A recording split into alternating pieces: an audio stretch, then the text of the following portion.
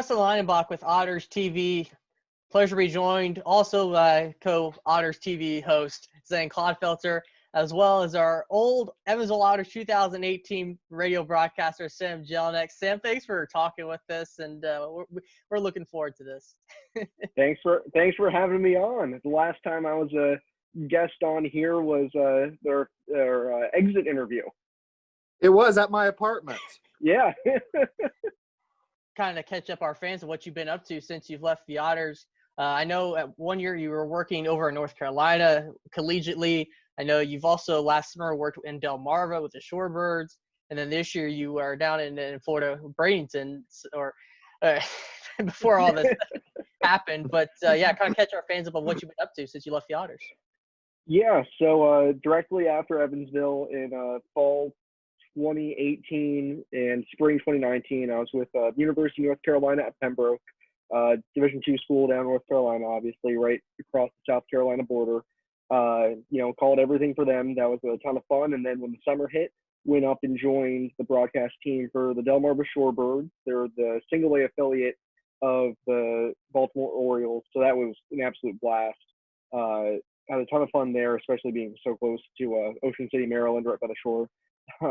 And then when that wrapped up, made my way back up to New York and started calling games for Colgate University, D1 school, FCS, member of the Patriot League.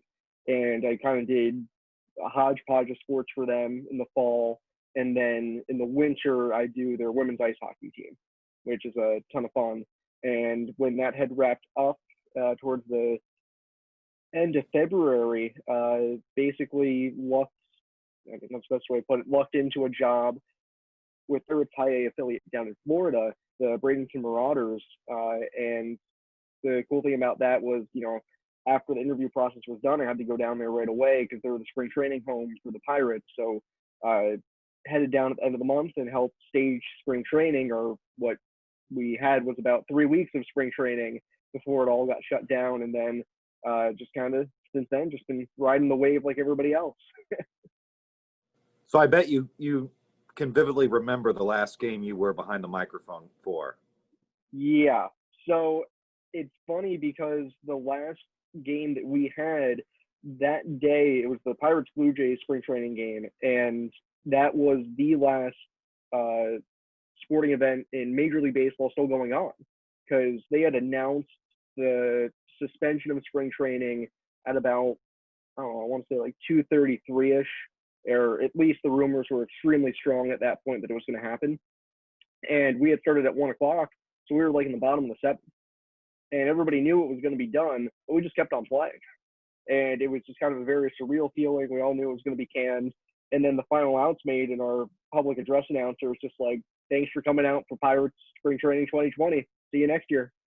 And it's like, damn, this is it. Like, this sucks. Real quick before talking about Bradenton, but when you said that you used to call the women's hockey games at Colgate, what's it like calling hockey? I've never done a hockey game, so I'm curious to know what's it like to call a hockey game. So unbeknownst to Colgate, I had never called a hockey game either. It just never come up. But I stressed a lot about it. I was like, my God, how am I going to do this? And actually, once you basically have to commit to memory every single name, just instant recall for it. As soon as you get that, it's not as bad as you think, because you learn, everything's not as random. I know you're a huge Blues fan, and the way the lines work, you start picking up on that. What defensive pairings are going to be out there, and you're able to kind of slow the game down a little bit and anticipate. And that helped a lot. I listened to as much Doc Emmerich as I could, and I would literally have up in my booth, somebody put online, they watched one Doc Emmerich game and wrote down every single verb that he used. And I'm like, if I can get 15 of these in a game out of a sheet of like 150, I'm doing all right. Hey, what state is Doc Emmerich from? Is he from Indiana? He's a Hoosier, so yeah. Yeah. Because I knew he was Midwest. I couldn't remember Ohio because I knew he got his doctorate by called Doc at Bowling Green. Yeah, but no, he's not from Indiana. He's not a Buckeye. For us here at OttersTV, I hope we want to be, obviously at this point later in the day, we want to be one of the first to congratulate you on winning MLB Network Radio Sirius XM's Fan Call of the Month contest for this month. That's really awesome. We're all very happy and proud of you and what you've accomplished so far, and obviously getting to compete toward that grand prize there, Sam. I miss that voice, Sam. I miss that voice. Resonating through the press box at Bosse Field. Oh, you mean resonating through the entire stadium sometimes? Hey, some of those Tuesday and Wednesday night games were legendary. The double headers too. Oh, I remember one vividly, and Preston, you might remember it because for some reason we couldn't stream the game that night. We couldn't stream it live. Oh, so it was probably in conflict with a UE Athletics event. I'm guessing probably earlier in the season. So we had to basically dub it, and we recorded the game, and it was against Normal, and we had like a 2.5 hour rain delay. So it started late. It's a hot, muggy August night, and the game goes maybe 4.5 hours. It's like 13 to 11, and the entire time I'm just thinking, man, this is so weird because we're not broadcasting live right now. So nobody knows, and I'm just like, this is so strange. Gosh, I mean, Bosse Field, it has that nostalgia about it where you have moments like that. One of my favorite press box moments was your birthday. I knew you were going straight there. Where I found out it was your birthday, and then I had to make it a mission to publicly sing to you over the PA system to celebrate your birthday. So I did that, but then your mom from back home called an Evansville cake shop across the country and ordered what was the most immaculate looking cake I have ever seen. It was an Otters themed cake, red icing. Man, that was good. It was perfect. It was delicious from what I remember. I'm not sure how she did it, who she called. I didn't even know that there was a local bakery or anything, but it had the Otters logo on it. It was great. And the best part is that video of me singing and your initial reaction, because you're just standing there and all of a sudden you know what I'm doing. You lean back and just put your head on your hand. That's still on our Otters YouTube channel. So if you want to watch more Otters TV, that segment is still up. It's perfect. And Bill McKeon obviously singing happy birthday to you with his granddaughter, I think. Classic. What other of your favorite Bosse Field Evansville Otters memories do you think of, Sam? I mean, or is there anything that you miss about it? Oh, I mean, personally, memories go, of course, when we clinched a playoff spot on the road at Normal. Right. That was, I never, that was my first year in pro ball. So obviously in summer college ball, it's a little bit different. You can't exactly do a champagne shower. So the first time getting to do that was really cool. And just overall, I mean, Otters front office, and basically the entire team, everybody, it becomes family. And, when the end of the summer comes, that was, a huge culmination just for everybody that was involved. And that is hands down my favorite moment.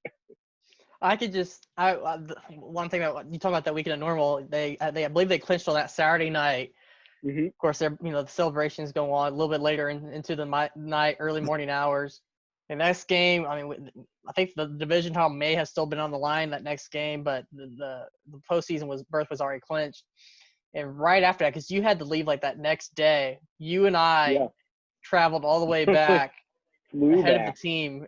And I think we got back like at 3 a.m. or whatever. And I know that you still had to do all your packing and everything. And I still don't know how you pulled that off, because that's a baseball miracle right there in itself. I'm not sure if you remember that game. So Normal, when they exist in the Frontier League, their Sunday getaway day games were almost always 6 o'clock. Yeah, horrible. That's horrible. Horrible as is. And when it's the last day of the season, in the last game of the franchise for the Normal Corn Belters in the Frontier League, everybody knows it's done. I remember prior to that game, manager Andy McCauley, one of my tasks pre-game was always to make sure they had stat packs. And he comes to me like 2 hours before first pitch. It's like, hey, where's the stat pack? I'm just like, honestly, I don't think that there's a member of the normal front office that's here for me to ask. I think they just all kind of said, this is it. We're not showing up today. So, that's a bad sign pregame. And the game itself ended up going into extras. And right. You were right. We had a chance to clinch the division if River City lost, but they had clinched a win when we were in the fifth inning. So we already know, okay, we're done and dusted. Let's just get out of here. No injuries, no nothing. Game somehow ends up in extra innings nonetheless. And 10th goes by, 11th goes by, and then finally Andy's like, well, I don't want to keep on burning pitchers, so Taylor Hilson goes onto the mound. And honest to God, he started shoving. He got us to the 12th, got us to the 13th, and then finally Normal walked it off. And it was, I don't know what time it was, but I mean, it was way too late. And I'm like, oh God, I got to go. And then the funniest part of it all, which I can now share after the fact, was I had planned that day, my friends from college, we have a fantasy football league, and this was, the final weekend of the season. So it's September, NFL opening day right around the corner. So we're doing our fantasy football draft. And I said, okay, could you do like 9:30 Eastern time? And I'm like, okay, we're finally into the season, should go quick, we'll probably be done. By the time the draft started, it was maybe the bottom of the seventh. So in between pitches, I'm trying to track who's getting drafted right now and making my selections. And it only dawned on me now, I'm like, I wish, because it was the final game of the season, I would have gone back and just on air started essentially doing a call-in show of asking people who I should have drafted. Real quick, Sam and Preston, you know this too. Both of you should know this. You know what famous Andy McCauley line about Normal? Nothing normal in Normal. Yes. Nothing normal happens in Normal. It is what it is. It was a part of the charm. Oh, yeah. There with, like I said, with you. Yeah. Trying to capture that. And I had jumped on to do color analyst work for that game. And I think quite a few times probably got caught up in the broadcast talking about your fantasy draft in that game. Because, like I said, on that point in that game, it was kind of a meaningless game. But, I mean, we were still calling the game, but yet talking kind of on the side about your fantasy draft. So that's and pretty funny. My friends thought it was hysterical because we do our draft live. So I was on back then, this is 2 years ago, we were still using Skype. Zoom wasn't the thing yet, but we were using Skype, and we're all on the call. And in between picks, I'm either having to mute, and then when I am making my pick, here's the 3-1 pitch. Yeah, I'll take Josh Jacobs. I wasn't hired full time until that January of that year, and so technically I didn't hire you because you were hired fall before when I was still finishing up my schooling.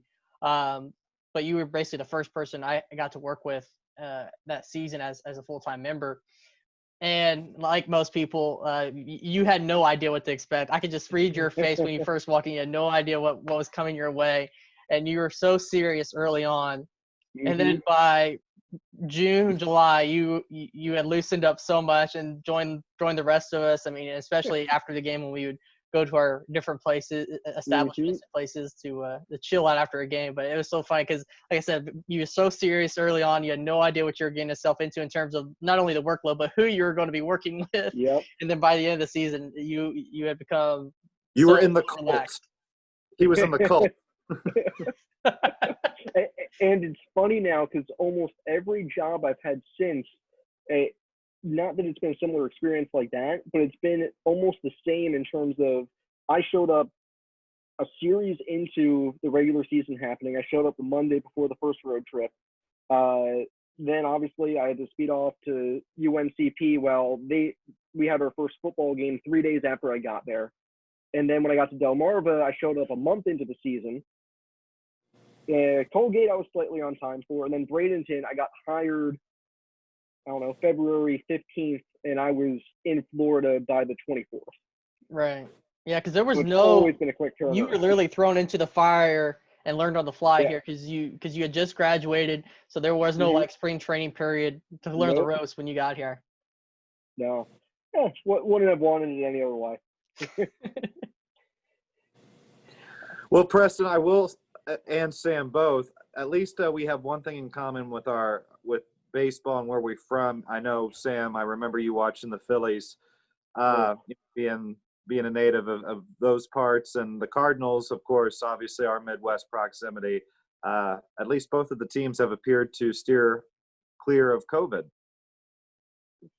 For now. Yeah, for now. I mean, we've each had our problems, rough patches, let's say. Do you think do you think we have a World Series champ in 2020, both of you? Yes. I think we do. Okay. I do too. Another thing I want to ask Sam too, because we also asked other former employees. One, I mentioned earlier, after games we would go out. What was your favorite establishment that we would go and hang out at after games in Evansville? I always liked Kipley's, but I will say, and I think I'm allowed to say this now that he's no longer there, I forget the name of the place. It's kind of a Chicago-themed place where one late night we saw Walter McCarty.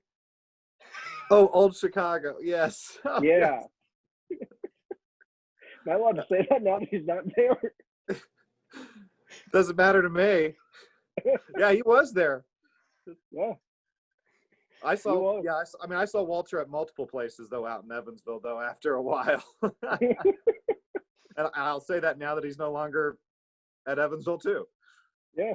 What was your favorite, that's appropriate and safe to say in this interview, your favorite Bill McKeon moment working with Bill that year? Oh, man. There are so many. I mean, there's so many different directions to take it, because you have the true, treasure trove of baseball history in the guy. But I think I don't know if it's a moment, but I remember one story, I forgot how we got onto it, but I learned that during World War II, he was technically deployed, but he ended up essentially working physical education and led the Army's baseball team, and was essentially used as a pawn because they had a ton of they had different regimental teams, and apparently the upper brass was very competitive about it, and he was essentially said, like, no, we're not putting you on the front lines right now, you're playing baseball. Man, I mean, he's had so many different careers where he had that. He was a principal, scout. He was technically Andy McCauley's predecessor as manager of the Evansville Otters for 2 games. He went 1-1. But no, I know Bill McKeon really held you, Sam, in high regard, because he still asks about you, and he gets your name right. Hey, got that going for me. Yeah. Oh, man. Bill, that was definitely I remember Josh asked me about, how would I handle having an analyst on air when I was interviewed. And then Preston, when we were first in contact, you mentioned him. And then when you first meet him, you realize what's the best way to put this? You realize what kind of enigma Bill McKeon is. And, it was a fun challenge to try and crack him, try and steer him the right way on air to, because some of those deep dives that you can do into the history and what he's seen, you just go off of the things that he's seen in his life, and it's pretty deep. And that was a lot of fun. Bill McKeon, in my opinion, has some of the best Otters apparel, and it's not even an officially licensed team shirt. On Star Wars night, we'd always wear it, and I have a picture of it somewhere. I'll have to send it. It's the Otters, and they're animated, and it's the Otters Strike Back, but it was from like the Chicago Zoo. But it was like a cartoon like version of Otters, and they were all dressed in like Star Wars gear. And he would always wear that on Star Wars night when we have it at the ballpark. So, and then he's always the best dressed on Sunday because he's always coming from Mass. Oh, that's right.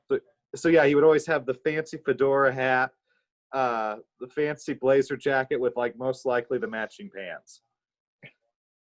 And I remember for me, after you had left, Sam, I did the trip to Washington. You did the trip. I'm so and that sorry. was the worst. You so got out sorry. just in time because that road trip was the worst because of the traffic on the way to Washington. We left at 1 o'clock. We should have been there at 8 o'clock Eastern time, whatever it was. Didn't get there till 1 a.m. because of a standstill traffic stall near Florence for 2 hours. And then, of course, we had to listen. We had Remember the Titans on, so we watched that. And Jeff Gardner being Jeff Gardner, he basically transcripted the movie for us word for word while also seeing the music and the soundtrack to Remember the Titans. And then we go forth and we get stuck for another hour and everything. But I want to know, do you have any memorable bus trip experiences from your time in the regular season in that 2018 year? One favorite memory, though, was actually, I'm sure you guys remember the song Jeff came up with. Oh, yes. They ended up creating the music video for. I remember the first I had a cameo in that.